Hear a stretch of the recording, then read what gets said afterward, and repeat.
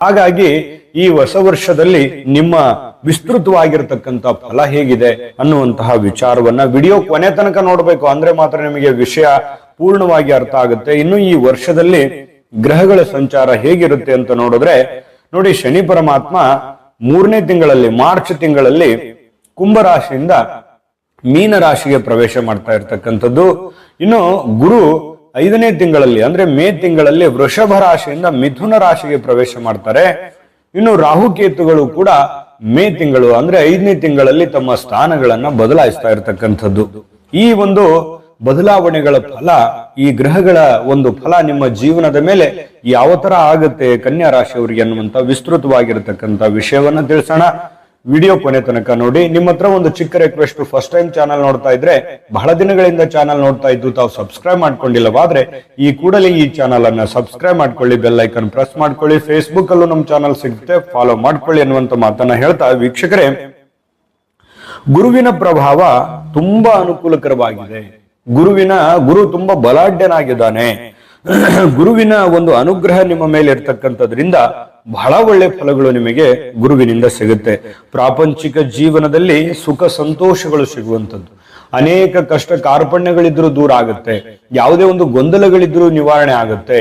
ಮತ್ತೆ ಸ್ವಲ್ಪ ಸಂತೋಷದ ಒಂದು ಘಳಿಗೆಗಳು, ಸಂತೋಷದ ಮೊಮೆಂಟ್ಸ್ಗಳು ಮನೆತನದಲ್ಲಿ ನಡೆಯುವಂತಹ ಸನ್ನಿವೇಶಗಳು ಕಂಡು ಬರ್ತಾ ಇರತಕ್ಕಂಥದ್ದು. ಇನ್ನು ಒಳ್ಳೆಯ ಧನ ಸಂಪಾದನೆ ಮಾಡ್ಲಿಕ್ಕೆ ಅವಕಾಶವನ್ನ ಮಾಡಿಕೊಡ್ತಾರೆ. ಗುರುವಿನ ಅನುಗ್ರಹ ಹೇಗಿದೆ ಅಂತಂದ್ರೆ 4 ಕಾಸು ಸಂಪಾದನೆ ಮಾಡ್ಕೊಳ್ಳೋದಕ್ಕೆ ಒಂದು ಒಳ್ಳೆಯ ಅವಕಾಶ ಇದೆ. ಮತ್ತೆ ಬಂದಿರತಕ್ಕಂತ ದುಡ್ಡನ್ನ ಸರಿಯಾದ ಒಂದು ಪ್ಲಾಟ್ಫಾರ್ಮ್ ಅಲ್ಲಿ ವಿನಿಯೋಗಿಸತಕ್ಕಂತ ಸಾಧ್ಯತೆಗಳು ಕೂಡ ಕಂಡು ಬರ್ತಾ ಇರತಕ್ಕಂಥದ್ದು. ಇನ್ನು ಈ ಹಿತೈಷಿಗಳಿಂದ ಸಹಕಾರ ಸಿಗುತ್ತೆ. ಏನೇ ಒಂದು ಸಮಸ್ಯೆ ಆಯ್ತು, ತೊಂದರೆ ಆಯ್ತು ಅಂತಂದ್ರೆ ಯಾರೋ ಒಬ್ರು ನಿಮ್ಮ ಹಿತೈಷಿಗಳು ನಿಮ್ಮ ಬೆಂಬಲಕ್ಕೆ ನಿಲ್ಲುವಂಥದ್ದು, ಅದರಿಂದ ಸ್ವಲ್ಪ ಮನಸ್ಸಿಗೆ ಸಮಾಧಾನ ಅನ್ನುವಂಥದ್ದು ಆಗುತ್ತೆ. ಏನೋ ಒಂಥರ ಖುಷಿ, ಏನೋ ಒಂಥರ ನೆಮ್ಮದಿಯ ಒಂದು ವಾತಾವರಣ ಸೃಷ್ಟಿಯಾಗುವಂತಹ ಸಾಧ್ಯತೆಗಳು ಕಂಡು ಬರ್ತಾ ಇರತಕ್ಕಂಥದ್ದು. ಇನ್ನು ಈ ಗಣ್ಯ ವ್ಯಕ್ತಿಗಳಿಂದ ಅಥವಾ ಸರ್ಕಾರದವರಿಂದ ಅಥವಾ ಸಾರ್ವಜನಿಕರಿಂದ ನಿಮಗೆ ಒಂದು ಗೌರವಕ್ಕೆ ಪಾತ್ರವಾಗ್ತೀರಿ. ನೀವು ಮಾಡುವಂತ ವೃತ್ತಿ ಜೀವನದಲ್ಲಿ ಆಗಿರ್ಬೋದು, ನೀವು ಮಾಡಿರುವಂತಹ ಸೇವೆಯಿಂದ ಆಗಿರ್ಬೋದು. ಯಾಕಂತಂದ್ರೆ ಕನ್ಯಾ ರಾಶಿಯವರು ಯಾವತ್ತಿಗೂ ಮೃದುವಾಗಿರುವಂತ ಸ್ವಭಾವದವರು, ಎಲ್ಲರನ್ನೂ ನನ್ನವರು, ಎಲ್ಲರನ್ನೂ ಪ್ರೀತಿಸುವಂತಹ ಒಂದು ಒಳ್ಳೆಯ ಗುಣದ ವ್ಯಕ್ತಿತ್ವ ಆಗಿರೋದ್ರಿಂದ ಎಲ್ಲರ ಪ್ರೀತಿ ವಿಶ್ವಾಸಕ್ಕೆ ಪ್ರಶಂಸೆಗಳಿಗೆ ಕಾರಣ ಆಗುವಂತ ಸಾಧ್ಯತೆಗಳು ಇರೋದ್ರಿಂದ ನಿಮಗೆ ಒಂದಿಷ್ಟು ಮಾನ ಸನ್ಮಾನಗಳು, ಗೌರವಗಳು, ಈ ರೀತಿಯಾಗಿರ್ತಕ್ಕಂಥ ಅವಕಾಶಗಳು ಕೂಡ ಈ ಒಂದು ವರ್ಷದಲ್ಲಿ ನಿಮಗೆ ಕಂಡು ಬರ್ತಾ ಇರತಕ್ಕಂಥದ್ದು. ಇನ್ನು ಈ ಗುರು ಹಿರಿಯರಲ್ಲಿ ವಿನಮ್ರವಾದ ಪೂಜ್ಯ ಭಾವನೆಗಳು ನಿಮ್ಮಲ್ಲಿ ಇರ್ತಕ್ಕಂಥದ್ದು. ಎಲ್ಲರೊಂದಿಗೂ ಕೂಡ ಈ ಹಠಮಾರಿತನದ ಧೋರಣೆ ಅಥವಾ ಯಾರಿಗೋ ನೋಯಿಸುವಂಥದ್ದು, ಯಾರ ಮನಸ್ಸು ನೋಯಿಸುವಂಥದ್ದು, ಇನ್ನೊಬ್ಬರ ಜೀವನದಲ್ಲಿ ಆಟ ಆಡುವಂಥದ್ದು, ಈ ರೀತಿಯಾಗಿ ಯಾವತ್ತಿಗೂ ನಿಮ್ಮ ಜೀವನದಲ್ಲಿ ಬಂದಿಲ್ಲ. ಇದು ನಿಮ್ಮ ಒಳ್ಳೆತನ, ಒಳ್ಳೆ ಗುಣ, ಒಳ್ಳೆ ನಡತೆಗೆ ಜನಗಳು ನಿಮ್ಮನ್ನ ಒಂದಿಷ್ಟು ಪ್ರೀತಿಸುವಂತಹ ಸಾಧ್ಯತೆಗಳು ಕಂಡು ಬರ್ತಾ ಇರತಕ್ಕಂಥದ್ದು. ಅದಕ್ಕಾಗಿಯೇ ಸಾರ್ವಜನಿಕ ವಲಯದಲ್ಲಿ ನೀವು ಪ್ರೀತಿ ವಿಶ್ವಾಸವನ್ನ ಗಳಿಸುವಂತ ಸಾಧ್ಯತೆ ಕಂಡು ಬರುತ್ತೆ. ಇನ್ನು ಕಾರ್ಯ ಸಾಧನೆಯಲ್ಲಿ ಅಧಿಕವಾಗಿರತಕ್ಕಂತ ಧನ ಪ್ರಾಪ್ತಿ ಆಗುವಂತ ಸನ್ನಿವೇಶಗಳಿದೆ. ಅಂದ್ರೆ ನಿಮ್ಮ ಕೆಲಸದಲ್ಲಿ 4 ಕಾಸು ಸಂಪಾದನೆ ಮಾಡೋದಕ್ಕೆ ಬಹಳ ಒಳ್ಳೆಯ ಅವಕಾಶಗಳು ಈ ವರ್ಷದಲ್ಲಿ ಓಪನ್ ಆಗುತ್ತೆ. ಗುರುವಿನ ಅನುಗ್ರಹದಿಂದ ಏನೋ ಒಂದು ಹೊಸದನ್ನ ಖರೀದಿ ಮಾಡಬಹುದು, ವಾಹನ ಕೊಳ್ಳಬಹುದು, ಮನೆ ಕೊಳ್ಳಬಹುದು, ಸೈಟ್ ಕೊಳ್ಳಬಹುದು, ಹೊಲ ಕೊಳ್ಳಬಹುದು, ಬೆಲೆ ಬಾಳುವಂತ ಒಡವೆಗಳನ್ನ ಕೊಳ್ಳಬಹುದು. ಈ ರೀತಿಯಾಗಿರತಕ್ಕಂತಹ ಒಂದು ಸಂಗ್ರಹಣೆ ಮಾಡತಕ್ಕಂತ ಸಾಧ್ಯತೆಗಳು, ಸ್ಥಿರಾಸ್ತಿಗಳನ್ನು ಖರೀದಿ ಮಾಡುವಂತ ಅವಕಾಶಗಳು ಈ ಒಂದು ವರ್ಷದಲ್ಲಿ ನಿಮಗೆ ಕಂಡು ಬರ್ತಾ ಇರತಕ್ಕಂಥದ್ದು.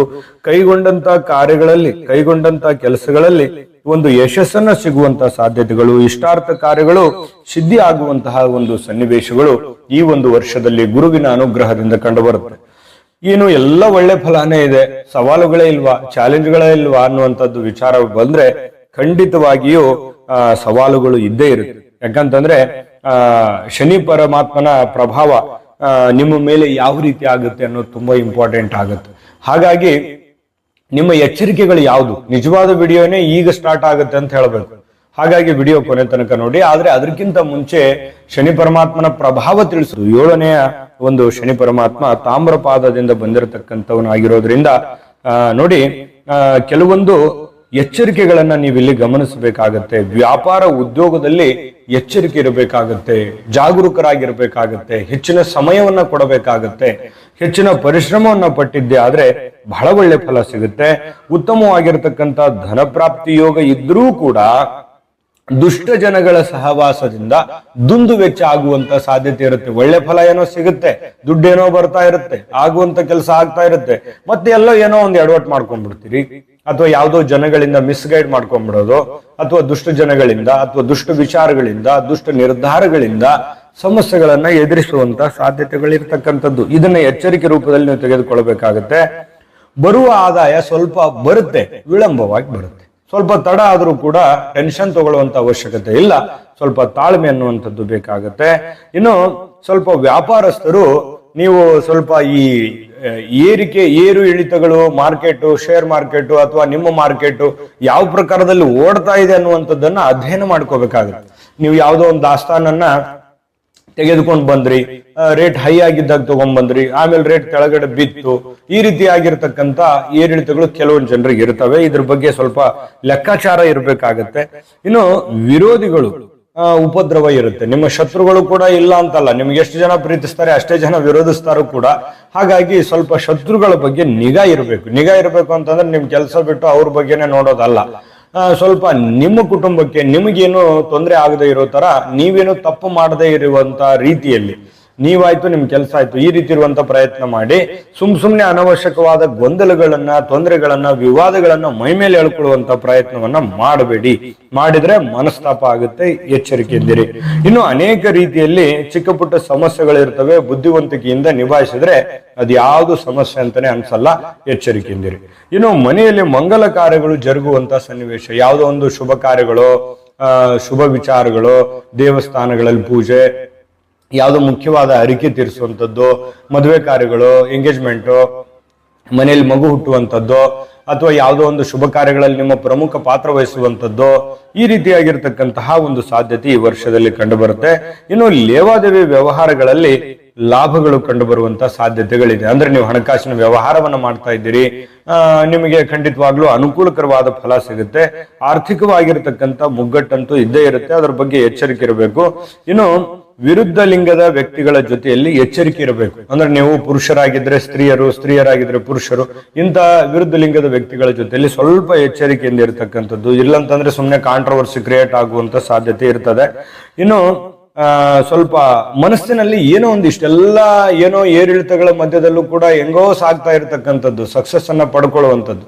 ಆದ್ರೂ ಮನದ ಮೂಲೆಯಲ್ಲಿ ಏನೋ ಒಂಥರ ಚಿಂತೆ ಇರುತ್ತೆ, ಆತಂಕ ಇರುತ್ತೆ, ದುಗುಡ ಇರುತ್ತೆ, ದುಮ್ಮಾನ ಇರುತ್ತೆ. ಅದರಿಂದ ನೀವು ಹೊರಗಡೆ ಬನ್ನಿ, ಧೈರ್ಯವಾಗಿ ಮುನ್ನುಗ್ಗಿ. ಧೈರ್ಯಂ ಸರ್ವತ್ರ ಸಾಧನಂ. ಧೈರ್ಯದಿಂದ ಮುನ್ನುಗ್ಗಿದ್ರೆ ಖಂಡಿತ ಒಳ್ಳೆ ಫಲ ಸಿಗುತ್ತೆ. ಜನರೊಂದಿಗೆ ವಿರೋಧ ಮಾಡ್ಲಿಕ್ಕೆ ಹೋಗ್ಬೇಡಿ, ಒಳ್ಳೆ ಜನರೊಂದಿಗೆ ವಾದ ಮಾಡ್ಲಿಕ್ಕೆ ಹೋಗ್ಬೇಡಿ, ಅವರ ಶತ್ರುತ್ವವನ್ನ ಕಟ್ಕೊಳಕ್ ಹೋಗ್ಬೇಡಿ. ಇನ್ನು ಹಲವು ದೂರ ಪ್ರದೇಶಗಳಿಗೆ ವಿನಾಕಾರಣ ಪ್ರಯಾಣ ಆಗುವಂತಹ ಸನ್ನಿವೇಶಗಳು ಇರ್ತವೆ. ಹಾಗಾಗಿ ಆ ಥರದ್ದೇನು ಮಾಡ್ಕೊಳಕ್ ಹೋಗ್ಬೇಡಿ. ಸ್ವಲ್ಪ ಅವಶ್ಯಕತೆ ಇದ್ರೆ ಮಾತ್ರ ಪ್ರಯಾಣ ಮಾಡಿ. ಅನವಶ್ಯಕವಾಗಿ ದುಡ್ಡು ಖರ್ಚು ಮಾಡಿ, ಸಮಯ ವ್ಯರ್ಥ ಮಾಡ್ಕೊಂಡು, ಆರೋಗ್ಯ ಹದಗೆಡಿಸ್ಕೊಂಡು ಈ ತರದ್ದೆಲ್ಲ ಮಾಡ್ಲಿಕ್ಕೆ ಹೋಗ್ಬೇಡಿ. ಇನ್ನು ನೀವು ವಿಶೇಷವಾಗಿ ಸರ್ಕಾರಿ, ಅರೆ ಸರ್ಕಾರಿಯಲ್ಲಿ ಕೆಲಸ ಮಾಡ್ತಾ ಇದ್ರೆ ನೋಡಿ, ಮೇಲಧಿಕಾರಿಗಳಿಂದ ಉಪದ್ರವದಿಂದ ಸ್ವಲ್ಪ ಬೇಸರ ಆಗ್ಬೋದು. ಆದ್ರೆ ನೀವು ಗಟ್ಟಿಯಾಗಿ ನಿಂತು ನಿಮ್ಮ ಕೆಲಸ ಮಾಡಿದ್ರೆ ಅಷ್ಟೇ ನಿಮಗೆ ಒಳ್ಳೆ ಫಲ ಸಿಗುತ್ತೆ. ವಿರೋಧಿಗಳು ಕಡಿಮೆ ಆಗ್ತಾರೆ, ಶತ್ರುಗಳು ಸೋಲ್ತಾರೆ ನಿಮ್ ಮುಂದೆ. ಇದ್ರ ಬಗ್ಗೆ ನೀವು ಗಮನ ಹರಿಸಬೇಕು. ಹೆಚ್ಚಿನ ಬಡ್ತಿ ಪಡೆಯುವಂತ ಯೋಗಗಳು 50-50 ಇದೆ. ಹೆಚ್ಚಿನ ಪರಿಶ್ರಮ ಪಟ್ರೆ ಅವಕಾಶಗಳು ಕೂಡ ಇದಾವೆ. ಇರುವಂತ ಕೆಲಸವನ್ನ ಸರಿಯಾಗಿ ಅಚ್ಚುಕಟ್ಟಾಗಿ ಮಾಡುವಂತ ಪ್ರಯತ್ನವನ್ನ ನೀವು ಸರ್ಕಾರಿ, ಅರೆ ಸರ್ಕಾರಿಯಲ್ಲಿ ಇರ್ತಕ್ಕಂಥವ್ರನ್ನ ಮಾಡ್ಬೇಕು. ಇನ್ನು ನೀವು ವಿಶೇಷವಾಗಿ ವ್ಯಾಪಾರ ಮಾಡ್ತಾ ಇದ್ದೀರಾ, ವ್ಯಾಪಾರ ಮಾಡ್ತಕ್ಕಂಥವ್ರಿಗೆ ಖಂಡಿತ ಅವಕಾಶ ಇದೆ. ಚಿಕ್ಕ ವ್ಯಾಪಾರ ಇರ್ಬೋದು, ದೊಡ್ಡ ವ್ಯಾಪಾರ ಇರ್ಬೋದು. ಒಟ್ಟಾರೆ ಈ ವರ್ಷದಲ್ಲಿ ವ್ಯಾಪಾರ ಮಾಡ್ತಕ್ಕಂಥವ್ರಿಗೆ ಒಳ್ಳೆ ಫಲ ಇದೆ. ನೀವು ದುಡಿದಷ್ಟು ಕೂಲಿ ಅಂತ ಹೇಳ್ತೀವಲ್ಲ, ದೃಢದಿಂದ ದುಡಿದವರಿಗೆ ದುಡಿದಷ್ಟು ಕೂಲಿ. ಹಾಗಾಗಿ ನೀವು ಏನ್ ದುಡಿದಿರ್ತೀರಿ ಆ ದುಡಿದಿದ್ದಕ್ಕೆ ತಕ್ಕದಾದಂತ ಫಲ ಅಂತೂ ನಿಶ್ಚಿತ. ಅಂದ್ರೆ ಒಳ್ಳೆ ಫಲ ಇದು ನೀವೇನು ಪ್ರಯತ್ನ ಪಟ್ಟಿರ್ತೀರಿ, ಪ್ರಯತ್ನಕ್ಕೆ ಸಿಕ್ಕಂತ ಫಲ. ಅದೆಷ್ಟೋ ಜನರಿಗೆ ಪ್ರಯತ್ನ ಮಾಡಿರ್ತಾರೆ, ಫಲ ಸಿಗಲ್ಲ. ಆದ್ರೆ ನಿಮಗೆ ಪ್ರಯತ್ನ ತಕ್ಕಂತೆ ಫಲ ಸಿಗುವಂತ ಸಾಧ್ಯತೆ ಇದೆ. ಇದ್ರ ಬಗ್ಗೆ ಗಮನ ಹರಿಸಬೇಕು. ಸಾಲ ಅನವಶ್ಯಕವಾಗಿ ಮಾಡಬೇಡಿ. ಬಂಧು ಮಿತ್ರರು ಅವ್ರ ಮೇಲೆ ಡಿಪೆಂಡ್ ಆಗ್ಬೇಡಿ. ಏನೋ ಸಪೋರ್ಟ್ ಮಾಡ್ಬಿಡ್ತಾರೆ ಅಂತ ತಿಳ್ಕೊಂಡು ಅವ್ರ ಮೇಲೇನೆ ಡಿಪೆಂಡ್ ಆಗ್ಬೇಡಿ. ನೀವು ನಿಮ್ಮ ಮೇಲೆ ಡಿಪೆಂಡ್ ಆಗ್ಕೊಂಡು ಕೆಲಸ ಮಾಡಿ, ಖಂಡಿತ ಒಳ್ಳೇದಾಗ. ಇನ್ನು ವಿದ್ಯಾರ್ಥಿಗಳಿಗೆ ಈ ವರ್ಷದಲ್ಲಿ ವಿದ್ಯಾಭ್ಯಾಸದಲ್ಲಿ ಆಗಾಗ ಅನೇಕ ರೀತಿಯ ತೊಂದರೆಗಳು ಉಂಟಾದರೂ ಕೂಡ ಸಾಧನೆ ಮಾಡೋದಕ್ಕೆ ಏನೂ ಅಡ್ಡಿ ಇಲ್ಲ. ಹೆಚ್ಚಿನ ಪರಿಶ್ರಮ ಪಡಬೇಕು, ಮೊಬೈಲ್ ಬಳಕೆ ಕಡಿಮೆ ಮಾಡ್ಕೋಬೇಕು, ಓದಿನ ಕಡೆ ಹೆಚ್ಚಿನ ಆಸಕ್ತಿ ಕೊಟ್ರೆ ಖಂಡಿತ ಒಳ್ಳೆ ಫಲ ಅಂತೂ ವಿದ್ಯಾರ್ಥಿಗಳ ದಿಸೆಯಲ್ಲಿ ಖಚಿತವಾಗಿದೆ ಅನ್ನುವಂಥದ್ದಂತೂ ಸ್ಪಷ್ಟ. ಇನ್ನು ಯಾವ ಒಂದು ವಾರ, ಯಾವ ನಕ್ಷತ್ರ, ಯಾವ ತಿಥಿ, ಯಾವ ಯೋಗ ಕರಣಗಳು ನಿಮಗೆ ಘಾತಕವಾಗ್ತವೆ ಅನ್ನೋದ್ರ ಬಗ್ಗೆ ನೋಡೋಣ. ಅದಕ್ಕಿಂತ ಮುಂಚೆ ಈ ವಿಡಿಯೋ ನಿಮಗೆ ಉಪಯೋಗ ಆಗಿದೆ ಅಂತ ಭಾವಿಸಿದೀವಿ. ಉಪಯೋಗ ಆಗಿದ್ರೆ ಲೈಕ್ ಮಾಡಿ, ಶೇರ್ ಮಾಡಿ, ನಮ್ಮ ಚಾನಲ್ ಸಬ್ಸ್ಕ್ರೈಬ್ ಮಾಡ್ಕೊಳ್ಳೋದನ್ನ ಮರಿಬೇಡಿ. ವಿಡಿಯೋದ ಕೆಳಗಡೆ ಡಿಸ್ಕ್ರಿಪ್ಷನ್ ಅಲ್ಲಿ ಲಿಂಕ್ ಇದೆ, ಅಲ್ಲೂ ಕೂಡ 12 ರಾಶಿಯವರ ರಾಶಿ ಫಲದ ಲಿಂಕ್ ಸಿಗುತ್ತೆ. ನಿಮಗೆ ಇಷ್ಟವಾಗಿರ್ತಕ್ಕಂಥ ವಿಡಿಯೋನ ನೋಡ್ಕೊಂಡು ತಿಳ್ಕೊಳ್ಳಿ ಅನ್ನುವಂತ ಮಾತನ್ನ ಹೇಳ್ತಾ, ವೀಕ್ಷಕರೇ, ಭಾದ್ರಪದ ಮಾಸ 5, 10, 15ನೇ ತಿಥಿಗಳು ಶನಿವಾರ, ಶ್ರವಣ ನಕ್ಷತ್ರ ಇವು ಘಾತಕವಾಗ್ತವೆ. ಈ ಸಂದರ್ಭಗಳನ್ನು ಬಿಟ್ಟು ಶುಭವಾರ, ಶುಭ ನಕ್ಷತ್ರ, ಶುಭ ಯೋಗ ಕರಣಗಳಲ್ಲಿ ನಿಮ್ಮ ಶುಭ ಕಾರ್ಯ, ಶುಭ ಕೆಲಸಗಳನ್ನ ಮಾಡಿಕೊಳ್ಳಿ ಅನ್ನುವಂತ ಮಾತನ್ನ ಹೇಳ್ತಾ, ಈ ವರ್ಷದಲ್ಲಿ ತಾಯಿ ಅನ್ನಪೂರ್ಣೇಶ್ವರಿ ನಿಮ್ಮ ಸಕಲ ಅಷ್ಟೈಶ್ವರ್ಯಗಳನ್ನ ಕೊಟ್ಟು ಕರುಣಿಸ್ಲಿ ಅಂತ ಪ್ರಾರ್ಥನೆ ಮಾಡ್ಕೊಳ್ತಾ, ಸರ್ವೇ ಜನಃ ಸುಖಿನೋ ಭವಂತು.